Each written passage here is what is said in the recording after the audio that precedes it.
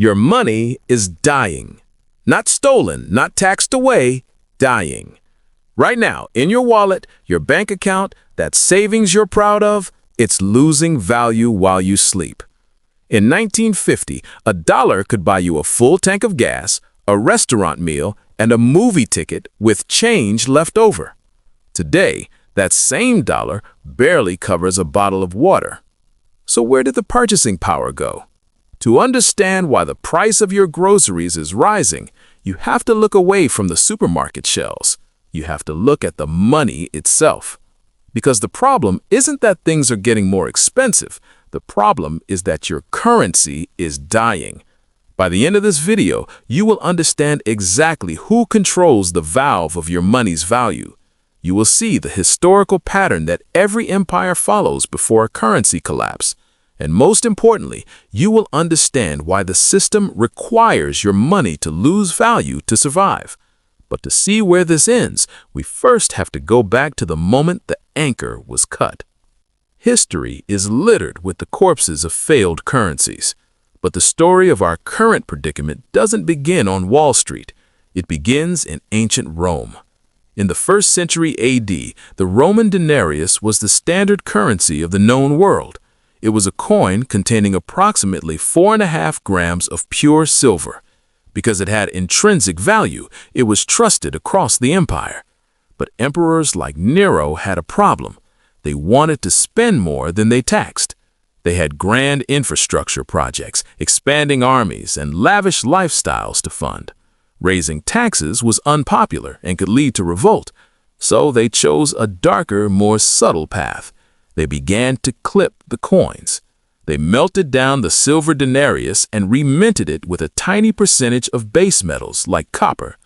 By mixing in cheaper metals, they could create more coins with the same amount of silver. At first, nobody noticed. The citizens of Rome still had coins that looked like money and felt like money. But slowly, the purity of the denarius dropped from 98% pure silver to 50%, to 5%. By the year 265 AD, the denarius contained only 5% silver. It was essentially a copper coin washed in a thin layer of silver dye. When merchants engineered this realization, the consequences were immediate. Prices skyrocketed. Soldiers demanded higher wages because their pay bought less food. The Roman economy collapsed under the weight of a currency that no longer held value. This is the oldest trick in the financial handbook, debasement. For centuries, kings and emperors physically degraded the metal, but in the modern era, we found a much more efficient way to debase currency. We didn't need to melt metal, we just needed paper. For a long time, the US dollar was defined as a weight of gold. Under the classic gold standard, every paper dollar in circulation was a claim check. It was a receipt that proved you owned a specific amount of gold stored in a vault. This system imposed discipline. Government spending was limited by the amount of physical gold in the treasury. If they wanted to spend more, they had to find more gold or tax more citizens. But discipline is politically inconvenient. The cracks in this discipline began with the creation of the Federal Reserve in 1913. A central bank gave a small group of unelected officials the power to expand the money supply. However, the real death blow to sound money happened decades later. The date was August 15, 1971. President Richard Nixon interrupted Sunday evening television with a shock announcement. To curb inflation and protect the dollar, he temporarily suspended the convertibility of the dollar into gold. He promised it was a short-term measure. Politics, however, has a way of turning temporary measures into permanent fixtures. That temporary suspension never ended. In that singular moment, the US dollar changed fundamentally. It went from being a claim on a tangible asset to being a fiat currency. Fiat is Latin for let it be done. It is money by decree. Its value is derived solely from government demand and public trust. The anchor was cut. Without the constraint of gold, there was no longer a physical limit on how many dollars could be created. Before 1971, economic growth and wage growth were largely tethered together. After 1971, a strange phenomenon occurred. Productivity continued to rise, but wages for the average worker flatlined when adjusted for inflation. Meanwhile, the cost of assets, houses, stocks, fine art began a parabolic ascent. We entered an era of credit-based expansion. The world had moved from money based on value to money based on debt. To keep the system moving, the supply of money had to expand year after year. If the money supply stopped growing, the debt-based system would seize up. This created a paradigm where inflation wasn't just a side effect, it became a requirement. But that was then. Today, everything has changed. The printing press is an archaic technology. Now, money is created in a way that most people, even educated professionals, do not truly understand. And this modern mechanism is far more potent than Nero's clipped coins. There is a pervasive myth about how money is made. Most people imagine a government facility with loud machines printing sheets of green paper with Benjamin Franklin's face on them. While physical cash exists, it represents a tiny fraction of the money supply. In the modern economy, money is digital, and the way it enters existence is surprisingly simple, yet profoundly disturbing. It happens through a process involving the central bank and commercial banks. Let's strip away the complex jargon like quantitative easing and open market operations for a moment. Let's look at the mechanics of the magic trick. When the government needs to spend money it doesn't have, which is almost always, it issues a bond. A treasury bond is essentially an IOU. It is a promise to pay back the money later with interest. But who buys this debt? Often it is the central bank, the Federal Reserve. But here's the twist. The Federal Reserve does not have savings. It does not have a vault full of money specifically for this purpose. To buy the government's debt, the Fed simply opens a spreadsheet.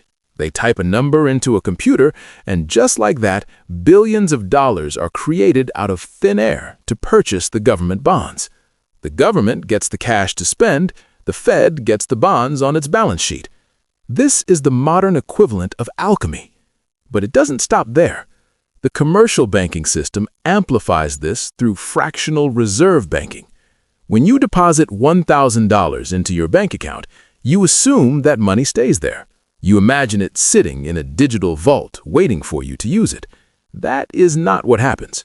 Under current regulations, the bank is allowed to lend out the vast majority of your deposit to other people. If the reserve requirement is 0%, which it has been in the US since 2020, they can lend out almost all of it.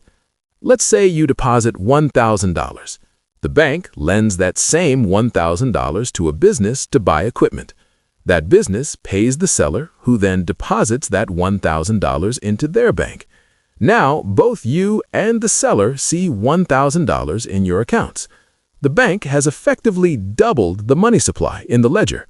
Repeat this process over and over, and $1 of base money can become $10 or $20 of broad money circulating in the economy. This expansion of the money supply is the textbook definition of inflation. Rising prices are merely the symptom. The increase in the number of currency units is the disease. Imagine an auction for a rare painting. There are 10 people in the room, each with $1 million. The bidding will likely cap out around $1 million. Now imagine a mysterious figure walks in and hands everyone an additional $5 million freshly printed. The painting hasn't changed. The artist hasn't become more talented. But the bidding will now skyrocket to $5 or $6 million. The price went up not because the value of the art increased. The price went up because the value of the money decreased. This brings us to a critical concept that explains the growing wealth gap. It is called the Cantillon Effect. Named after the 18th century economist Richard Cantillon, it describes the uneven distribution of new money. When new money is created, it doesn't appear in everyone's bank account instantly and centrally. It enters the system at specific points. Usually, it goes to the government, heavy industry, and the large financial institutions first. These groups get to use the new money before prices have risen. They buy stocks, real estate, and assets at yesterday's prices. As they spend this money, it slowly trickles down through the economy. By the time it reaches the wage earner, the nurse, the teacher, the factory worker, prices have already adjusted upwards. The rich get the new money first and buy assets. The poor get the new money last and pay higher prices. This is why during periods of high monetary expansion, the stock market hits all-time highs, while food banks see record lines. It is a transfer of wealth, disguised as economic stimulus. But nobody notices immediately. It's like a slow gas leak. You don't smell it until the room is already full. And we are currently living in a room that is dangerously saturated. Because there is a massive difference between what the official numbers say and what your wallet feels. But here's what almost nobody realizes about the official inflation numbers. They aren't just inaccurate, they are designed to be misleading. Let's talk about the Consumer Price Index, or CPI. This is the number the news anchors cite when they tell you inflation is under control. The CPI is supposed to measure the cost of a basket of goods that a typical consumer buys: milk, eggs, gasoline, clothing. But the methodology for calculating this basket has changed numerous times over the last 40 years. If we calculated inflation today using the same methods we used in 1980, the numbers would look catastrophic. Governments have a vested interest in reporting lower inflation numbers. Why? Because many government payments, like Social Security and pensions, are linked to inflation. If they report the true rate of inflation, they have to pay out more money, which deepens the deficit. So they use technique like substitution. If the price of steak goes up considerably, the CPI model assumes you will switch to hamburger meat. If hamburgers get too expensive, it assumes you will switch to chicken. The model essentially claims that your cost of living hasn't gone up because you've simply lowered your standard of living. They measure the price of survival, not the maintenance of a lifestyle. But the biggest crack in the system isn't found at the grocery store. It is found in assets: real estate, stocks, bonds. These are the places where the excess money truly hides. Since 2008, central banks globally have injected trillions of dollars into the financial system. This money didn't primarily go into wages, it went into assets. This created a massive divide. If you owned a home and a portfolio of stocks in 2010, you looked like a genius over the next decade. Your net worth exploded upwards. But if you were a young person trying to buy your first home or a saver keeping cash in a bank account, you were crushed. The house that cost 3 years of the average salary in 1950 now costs 8 or 10 years of the average salary. This isn't because houses have become 3 times larger or better. It is because the denominator, the currency, is broken. We are witnessing the financialization of everything. Houses are no longer just places to live. They are speculative financial vehicles to hedge against inflation. This creates a vicious cycle. As the currency loses value, people rush to buy scarce assets to protect their wealth. This rush drives the price of assets even higher, pushing them further out of reach for the working class. This structural weakness is creating a polarized society. It erodes trust in institutions. It fuels political radicalization. When people work 40 hours a week and still cannot afford a basic standard of living, they instinctively know the social contract is broken. They may not understand the mechanics of the Federal Reserve or the bond market, but they can feel the theft. And the system is now trapped in a dangerous corner. Global debt levels have reached such astronomical heights that central banks are terrified of deflation. If the value of money increases, the real cost of debt becomes unbearable for governments and corporations. So they must keep printing. They must keep inflating the balloon. But physics dictates that you cannot inflate a balloon forever. Eventually, the pressure seeks a release valve. And experts are watching 2 specific indicators that suggest we are approaching the end of this long-term debt cycle. The first indicator is interest on national debt. For decades, the United States government could borrow money essentially for free. Interest rates were near zero. But as inflation spiked, the Federal Reserve was forced to raise rates. Suddenly, the cost of servicing that massive pile of national debt exploded. We have now crossed a mathematical Rubicon. The U.S. government now spends more on interest payments alone than it does on its entire defense budget. Think about that. More money goes to paying the bondholders than to the Army, Navy, and Air Force combined. This creates a terrifying feedback loop. To pay the interest, the government must borrow more money.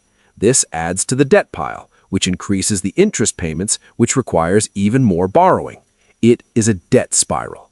And history shows that once a nation enters a debt spiral, there are only two ways out: default, where the government admits it can't pay, or hyperinflation, where they print the money to pay the bills, rendering the currency worthless. The second indicator experts are watching is the global appetite for the dollar. For 50 years, the world has hoarded U.S. dollars. Central banks in China, Japan, and Saudi Arabia held trillions in U.S. Treasury bonds. This external demand allowed Americans to live beyond their means. We exported inflation to the rest of the world. But that dynamic is shifting. Major economies are now actively trading in their own currencies. They are buying gold at record rates. They are building alternative payment systems to bypass the U.S. dollar. If the world decides it no longer wants to hold U.S. debt, those trillions of dollars will come flooding back home. And when that supply of money meets a domestic economy that cannot absorb it, the result is not just 5% or 8% inflation. It is a complete loss of purchasing power. The cracks are no longer hairline fractures. They are structural gaps in the foundation. And this leads us to the most important question of all. Where do we go from here? The current system is mathematically unsustainable. Everyone at the top of the financial food chain knows this. The question isn't if the system will change, but how. Economists and futurists generally outline three possible scenarios for the next decade. This is the deflationary collapse. In this scenario, policymakers decide to prioritize the value of the currency over everything else. They stop printing money. They raise interest rates high enough to crush inflation for good. The result would be a massive depression. Asset prices, stocks, real estate, would crash by 50% or more. Banks would fail. Unemployment would skyrocket. While this would technically fix the money, it is political suicide.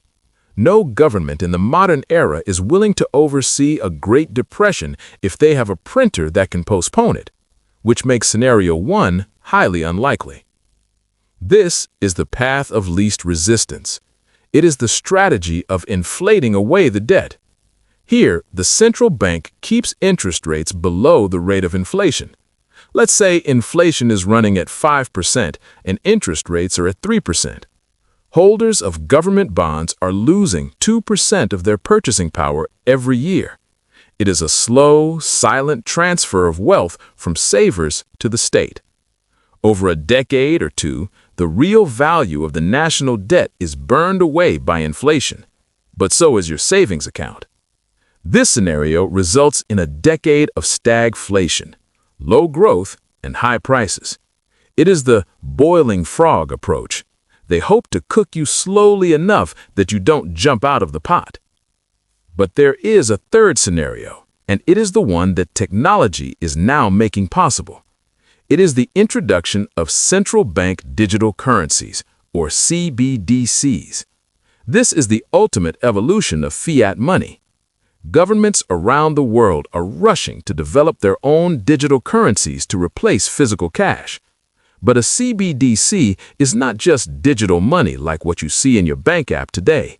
It is programmable money. Currently, if you withdraw cash, the bank doesn't know where you spend it. Cash is anonymous and permissionless. A CBDC is the opposite.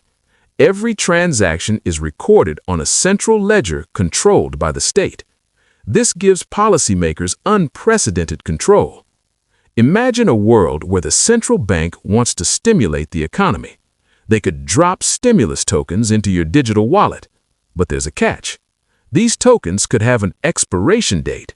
Use them within 30 days or they disappear. This forces you to spend, artificially driving up velocity and inflation. Or consider a scenario where you want to buy meat or fuel or a flight, but your digital wallet rejects the transaction because you have exceeded your carbon allowance for the month. This is not science fiction. Pilot programs with these exact features are being tested globally right now. In this future, money ceases to be a store of value that you own. It becomes a system of vouchers that you are permitted to use. It solves the government's problem of control, but it completely eliminates the citizen's financial sovereignty. The timeline for these changes is not 50 years out. The infrastructure is being built today. The wallet of the future is being marketed as convenient and safe. But for the astute observer, it represents the final enclosure of the financial commons. The real question isn't just about how fast prices rise. It's about who controls the definition of value itself. So here is what this really teaches us about the money in your pocket. We have spent this entire time talking about inflation, but inflation is a deceptive word. It implies that the prices of things are going up, that houses are getting more valuable, that food is getting more valuable. That is an illusion. The house is the same house. The food is the same food. The reality is not that prices are going up. It is that the value of your money is going down. Think of the dollar, the euro, or the yen not as a rock, but as a melting ice cube. If you hold it in your hand, it feels solid, but every second it is dripping away. The system is designed to melt. It must melt to keep the debt servitude functioning. Once you accept this reality, the solution becomes clear. You have been taught that the path to wealth is work hard and save money. In a fiat currency system, that advice is outdated. Saving in a melting currency is like trying to carry water in a sieve. The profound realization is this: you cannot store your life's energy in paper currency. You must convert your labor into things that cannot be printed. Scarcity is the only shield against inflation. Land, gold, commodities, profitable businesses, Bitcoin. These are assets that have a limited supply. No central banker can type a number into a spreadsheet and create more land in downtown Manhattan. No politician can sign a bill and create more gold reserves. The game is rigged against the saver, but it is rigged in favor of the owner. The divide in our society is not just political or racial. It is between those who hold assets and those who hold currency. The wealthy understand that money is a hot potato. They get rid of it as fast as possible, trading it for real assets. The poor and the middle class cling to the money, thinking it is the wealth itself. It isn't. Money is just the medium of exchange. It is the language we use to communicate value. But the dictionary is being rewritten every day by people who benefit from your confusion. To survive the great devaluation, you must stop thinking in terms of dollars. Stop asking, how much does this cost? Start asking, how much of my time does this cost? And then store that time in something that history cannot erode. The era of easy money is ending. The era of hard choices has begun. We're living through a historical pivot point similar to 1971. The rules of money are changing beneath our feet, and the cost of ignorance has never been higher. Most people will continue to watch the news, blaming the supermarket for rising prices, never seeing the invisible hand on the scale. But you now see the machinery behind the curtain. If this analysis helped you see the economy through a clearer lens, consider subscribing to my channel. We are building a library of documentaries to decode the financial systems that govern our lives. The world is changing fast. The best investment you can make is in your own understanding. What do you think is the best hedge against the future we just described? Let us know in the comments below. Until next time.